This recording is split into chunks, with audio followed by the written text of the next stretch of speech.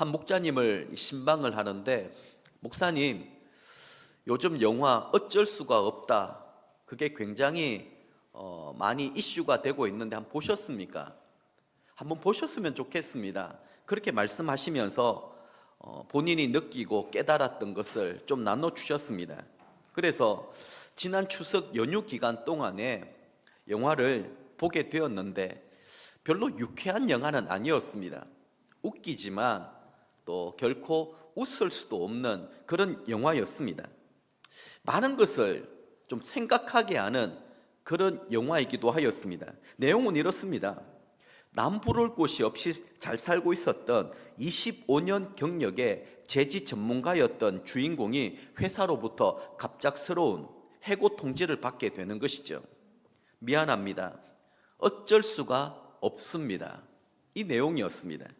이후에 극심한 생활고에 시달리게 된 주인공이 재취업을 위해서 경쟁자들을 한 명 한 명 제거하면서 본인도 스스로에게 이렇게 말하는 것이죠. 나와 가족을 지키기 위해서는 어쩔 수가 없다. 그러면서 자신의 모든 행동을 정당화, 합리화시켜 나가는 것입니다. 결국 주인공은 경쟁자들을 모두 제거한 후에 재취업에 성공하게 되지요. 그런데 AI 때문에 혼자 공장에 남은 모습으로 영화는 쓸쓸하게 마무리가 됩니다. 여러분, 이런 결과가 정말 인생의 성공이고 행복이라고 말할 수 있을까요? 영화 속 스토리가 다른 이야기가 아니라 꼭 나의 상황, 나의 형편을 이야기하는 것 같아서 공감되기도 하고, 또 이러한 사회 구조 가운데 경쟁적으로 살아가야만 하는 우리의 삶의 모습이 왠지 씁쓸하게 그렇게 여겨지기도 합니다. 여기서 우리는 이런 질문을 한번 해보아야만 합니다. 나의 삶의 목표는 무엇인가? 나의 인생은 어떤 모습으로 마무리해야 될까? 더 중요한 것입니다. 우리 공동체는 지금 어떤 성공과 행복을 꿈꾸고 있는가? 우리가 계속해서 살펴보고 있는 역대기 이 왕들의 삶을 보게 되면 인생이 무엇인가에 대하여 우리는 배우게 됩니다. 처음에는 이 말씀의 가르침에 따라 바른 길에 들어서서 통치를 잘하다가 나중에 신앙에 탈선하여 실패하는 그런 경우들을 많이 보게 됩니다. 말씀의 길로 들어섰다가 변치 아니하고 변질되지 아니하고 그 순수한 그 마음을 가지고 끝까지 믿음을 지키며 살아가는 것이 굉장히 힘들고 어려운 일인 것 같습니다. 왜냐하면 우리 인간의 마음 속에는 일단 위기를 넘기고 나면 이제 좀 살만하다라는 생각을 갖게 되는 것이고, 그 순간에 교만이 독사처럼 머리를 쳐들게 되는 것입니다. 그리고 우리는 그 교만으로 인하여 유혹에 넘어지게 되는 것이죠. 그때 우리는 어쩔 수가 없었다, 이렇게 핑계 댈 수가 없습니다. 자, 이 부분에 대하여 성경은 우리에게 이렇게 말씀하십니다. 로마서 1장 20절 말씀입니다. 같이 한번 읽어볼까요? 창세로부터 그의 보이지 아니하는 것들 곧 그의 영원하신 능력과 신성이 그가 만드신 만물에 분명히 보여 알려졌나니 그러므로 그들이 핑계하지 못할지니라. 아멘. 우리 하나님은 살아계십니다. 지금도 우리의 삶 가운데 역사하시는 분이십니다.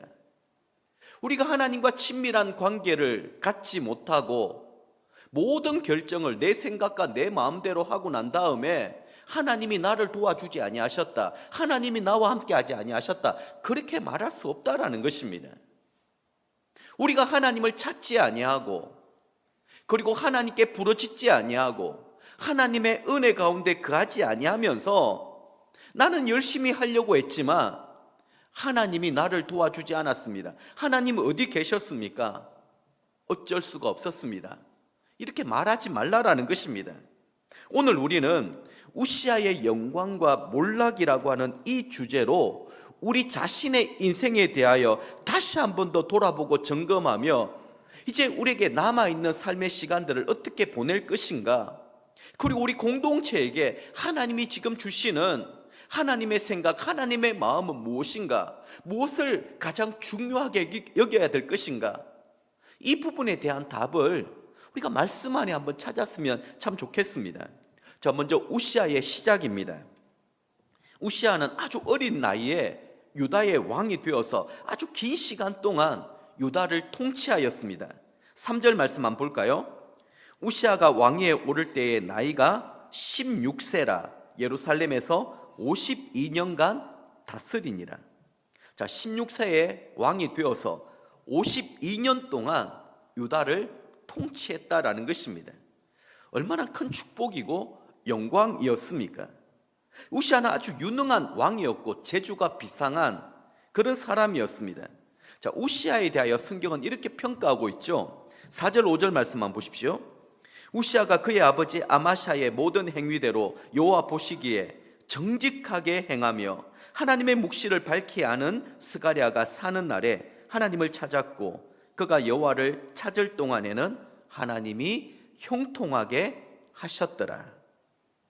우시아는 아버지 아마샤의 모든 행위대로 처음에는 여호와 보시기에 정직하게 행하였다, 그렇게 기록하고 있습니다. 여러분, 세상 나라가 잘 사는 원리와 하나님 나라가 잘 사는 원리는 차원이 다릅니다. 특별히 하나님 나라에서 영적 지도자가 얼마나 철저하게 하나님의 말씀에 붙들림을 받고 있고 성령의 이끌림을 받아서 그 나라를 다스리고 통치하고 있느냐, 여기에 따라서 영적인 부흥이 찾아오고 그리고 동시에 물질적인 축복도 누리게 되는 것입니다. 우리는 성경을 통하여 그것을 계속해서 살펴보고 있지 않습니까? 우시아는 스가랴 선지자에게 많은 도움을 받았다, 그렇게 기록하고 있습니다. 스가랴가 누구인지 자세하게 밝혀놓지는 않지만 중요한 사실은 하나님의 묵시를 밝히 아는 자다. 다시 말해서 하나님이 원하시는 뜻, 하나님의 그 마음을 정확하게 아는 선지자였다, 이것입니다. 그래서 스가랴가 사는 날 동안에 그는 하나님을 찾았고 또 그가 하나님을 찾는 동안에는 하나님이 그의 삶을 형통하게 해주셨다라는 것입니다. 여기서 우리는 아주 중요한 사실을 놓치면 안 됩니다. 사실 우시아가 믿고 있었던 것이 하나님일까, 하나님을 섬기고 있었던 스가랴일까입니다. 우리도 여러분 신앙생활 하는 동안에 나의 믿음의 대상이 누구인지를 분명히 알아야 됩니다. 사람이 되면은요, 언제든지 우리는 실망할 수 있고 넘어질 수 있고 변질되기 쉽습니다. 왜냐하면 사람이 살아가는 공동체에는 완전한 인간이 없습니다. 그 사람이 스가랴처럼 죽게 되고 떠나고 없어지면 어떻게 되겠습니까? 그때부터는 멘붕에 빠지는 것입니다. 내가 믿고 의지했던 사람이 없어요. 그게 우리 부모가 될 수도 있고 우리 친구가 될 수 있고 우리 교회에서 명망받는 또 좋은 영적 리더일 수도 있습니다. 아니, 저일 수도 있는 것이죠. 그것이 정말 위험하다라는 것입니다. 그래서 우리가 교회에서 신앙생활하는 동안에 많은 사람들이 상처를 받고 낙심하고 교회를 떠나는 이유가 참 많습니다. 그 이유가 무엇일까? 하나님 때문일까요? 하나님께 실망해서 떠났다, 그런 분들은 거의 없습니다. 목사님 때문에, 교회 어떤 리더들 때문에, 목장에서 내가 상처를 받아서. 그럼 이렇게 물을 수가, 도대체 그러면 그 신앙은 누구를 위한 신앙이고 무엇 때문에 신앙생활을 하느냐라는 것입니다. 여러분, 하나님을 향한 신앙이 있으면은요, 어떤 상황, 어떤 형편 가운데서도 흔들리지 않습니다. 무너지지도 아니하고요. 그런데 자꾸 사람을 보다 보면 기대하게 되고 그리고 또 어떤 마음을 가지게 되고 그 기대와 마음이 내 생각과 달라지면 언제든지 우리는 실망하고 낙심하고 상처받을 수 있다는 것입니다. 자, 어쨌든 이제 우시아의 전성기를 한번 살펴보겠습니다.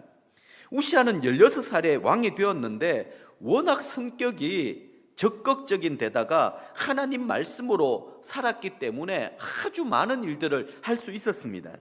그래서 유다 나라를 아주 부강하게 만들었죠. 이 당시 블레셋, 에돔, 암몬은 유다의 가시 같은 그런 존재였습니다.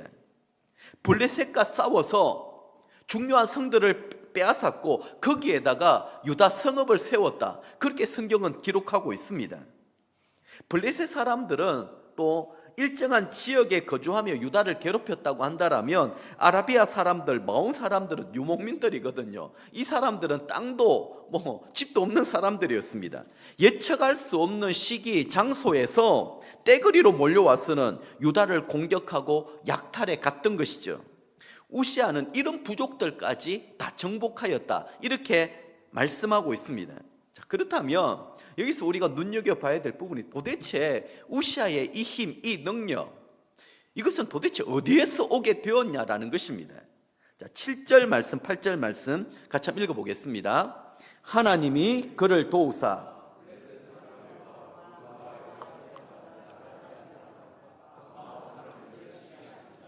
암몬 사람들이 우시아에게 조공을 바치매 우시아가 매우 강성하여 이름이 애굽 변방까지 퍼졌더라. 아멘.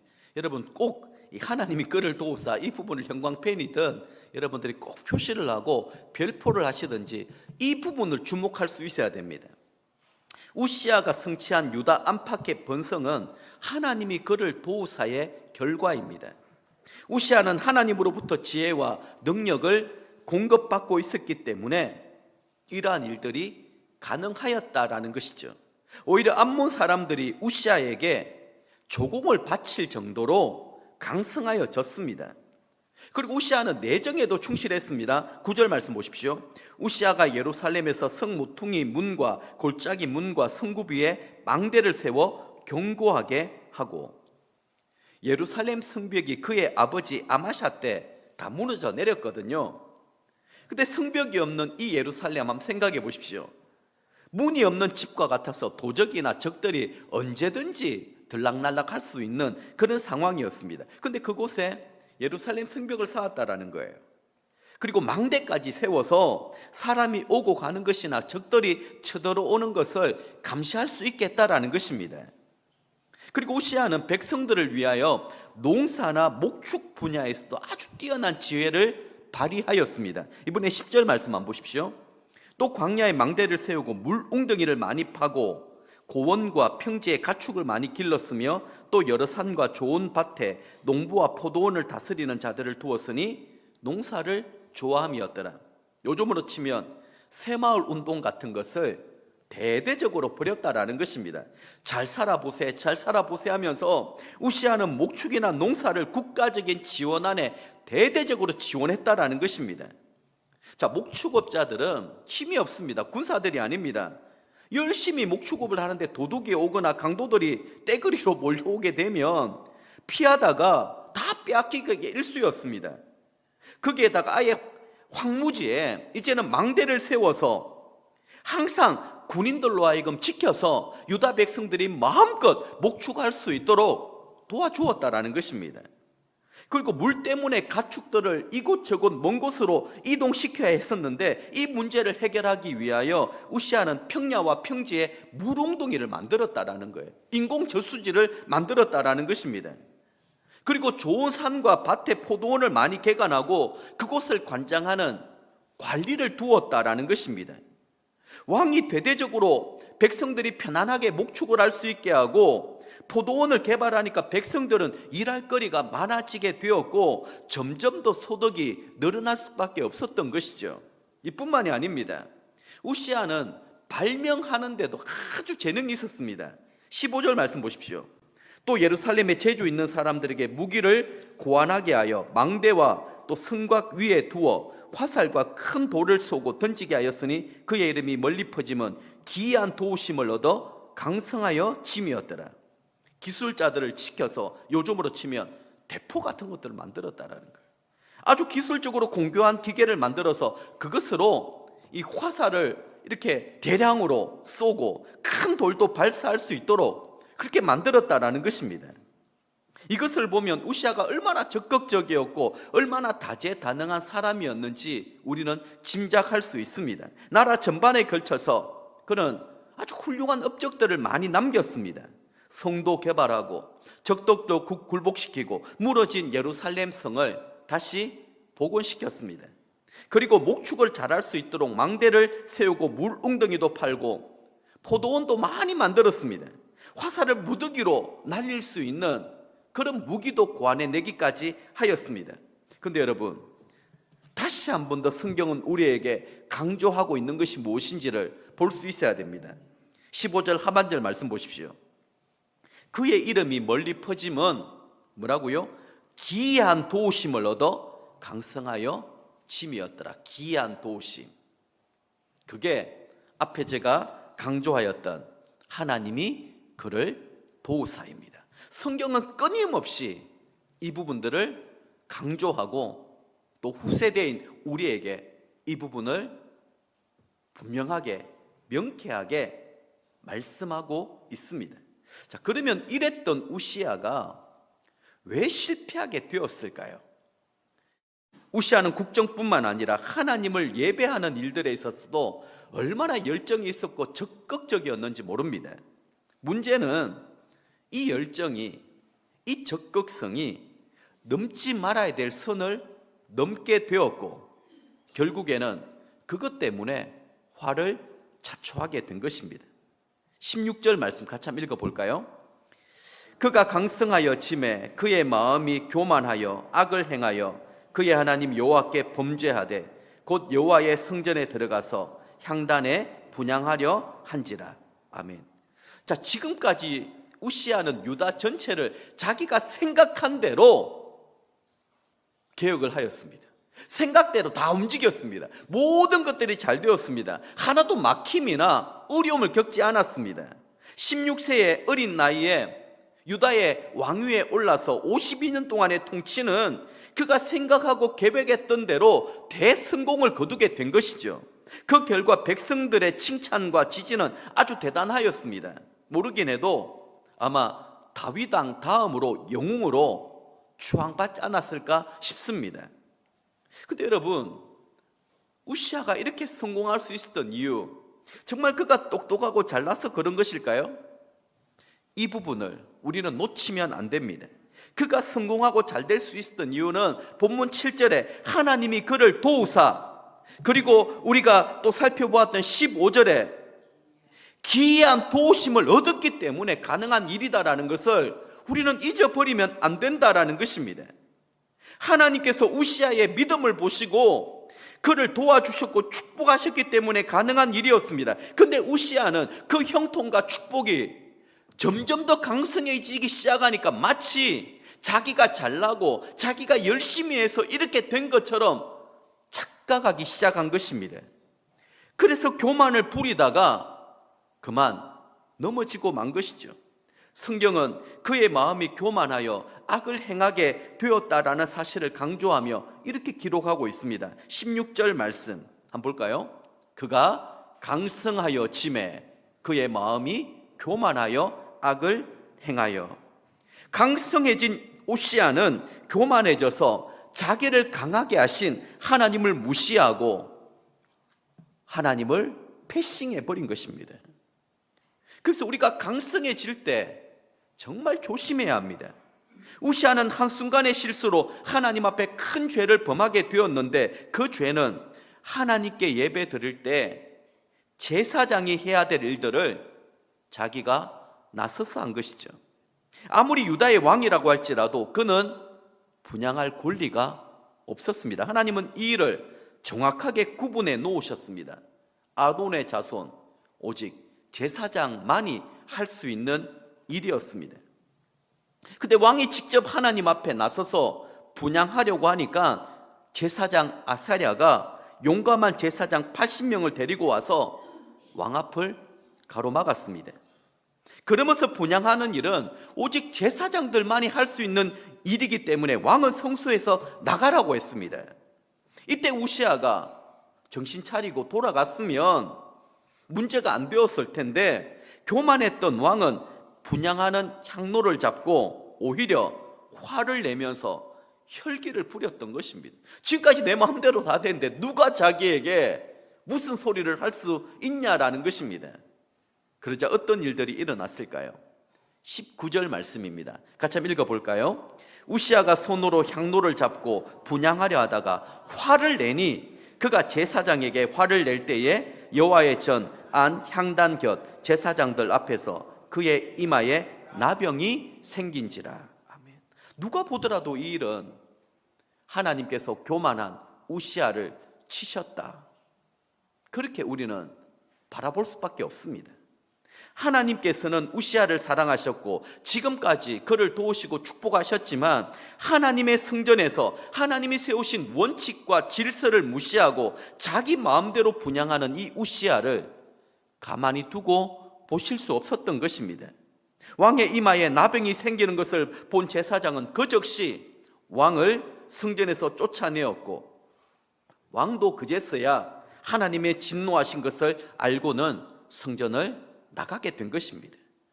한순간의 실수로 이렇게 나병이 걸린 이 우시아, 죽는 날까지 격리된 채 외롭게 살다가 인생을 마감하게 된 것이죠. 21절 말씀 같이 한번 읽어봅니다. 우시아 왕이 죽는 날까지 나병 환자가 되었고, 나병 환자가 되매 여호와의 전에서 끊어져 별궁에 살았으므로 그의 아들 요담이 왕궁을 관리하며 백성을 다스렸더라. 아멘. 여러분, 세우는 일은요 한평생 걸리지만 넘어지는 것은 한순간입니다. 지금까지 하나님께 그렇게 충성했던 그 왕이 단 한 번의 실수 때문에 나병 환자가 되어서 비참한 인생을 보내게 된 것이죠. 어쩌면 이것이 너무 가혹한 형벌이지 않을까, 우리 그렇게 생각할 수가 있습니다. 그런데 우리 하나님은 결단코 인간들로부터 업신여김을 받지 않습니다. 우리가 잘 알고 있는 내용이지만 사울 왕은 왜 하나님으로부터 버림을 받게 되었을까요? 똑같은 경우입니다. 그가 하나님의 명령을 어기고 제사장이 주관해야 될 그 제사를 자기 마음대로 드렸기 때문에 하나님으로부터 버림받게 된 것이죠. 하나님은 이 부분을 아주 중요하게 보고 계시고 여기고 계십니다.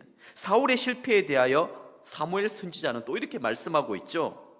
사무엘상 14장 22절 23절 말씀입니다. 순종이 제사보다 낫고 듣는 것이 수장의 기름보다 나으니 이는 거역하는 것은 점치는 죄와 같고 완고한 것은 사신 우상에게 절하는 죄와 같음이라. 왕이 여호와의 말씀을 버렸으므로 여호와께서도 왕을 버려 왕이 되지 못하게 하셨나이다 하니. 겸손한 사람이 되고 싶은 사람이 많이 있지만 실제로 겸손한 사람은 많지 않은 것 같습니다. 겸손한 사람이 되는 게 왜 이렇게 힘들고 어려운 일일까요? C.S. 루이스가 이런 말을 하였습니다. 겸손은 자신을 낮춰 생각하는 것이 아니라 자신에 대해 덜 생각하는 것이다.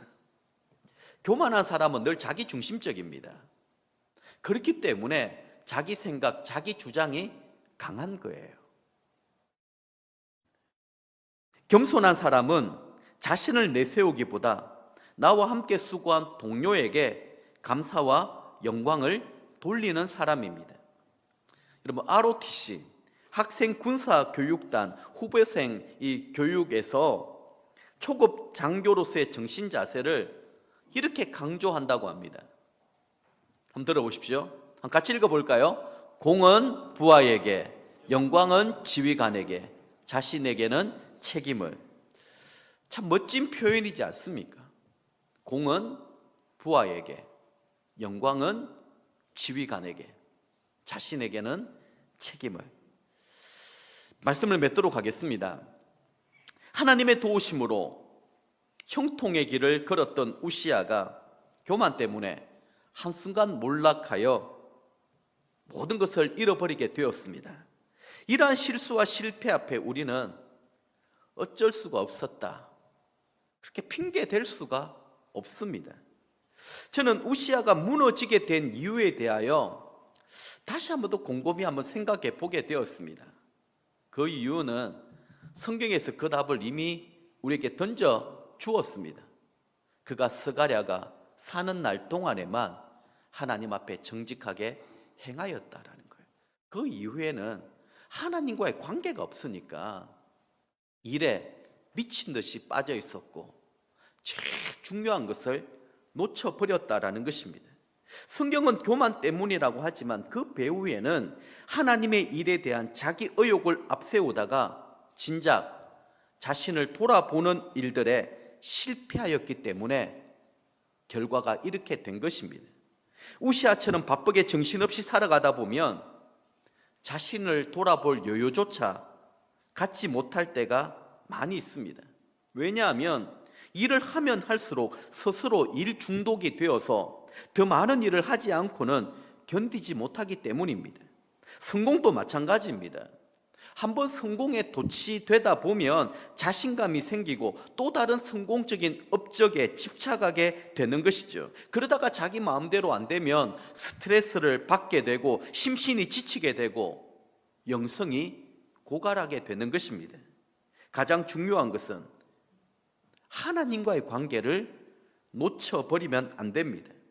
저를 포함한 우리 목회자들, 또 우리 당의 장로님들, 그리고 우리 목자 목녀님들이 절대로 놓치지 말아야 될 부분이 바로 이 부분인 것 같습니다. 우시아 같은 인재가 말년에 이렇게 된 것은 정말 안타까운 일입니다.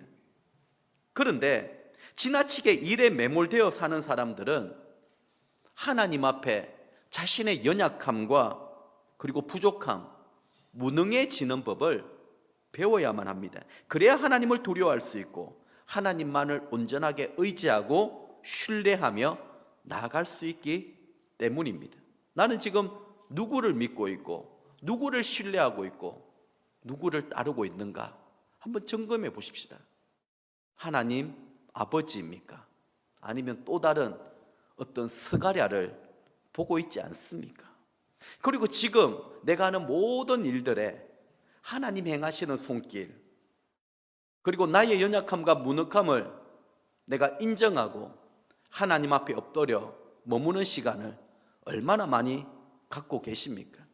하나님의 지혜, 하나님의 능력을 받고 하나님의 영의 이끌림을 받아서 우리가 살아갈 수 있다고 한다면 이런 그렇게 화려하고 멋진 그런 것들이 되지 않는다 할지라도 그러나 하나님이 우리에게 바라고 원하시는 것은 제사가 아니라 순종이라고 말씀하셨고 하나님과 동행, 하나님과 친밀함을 누리는 것입니다.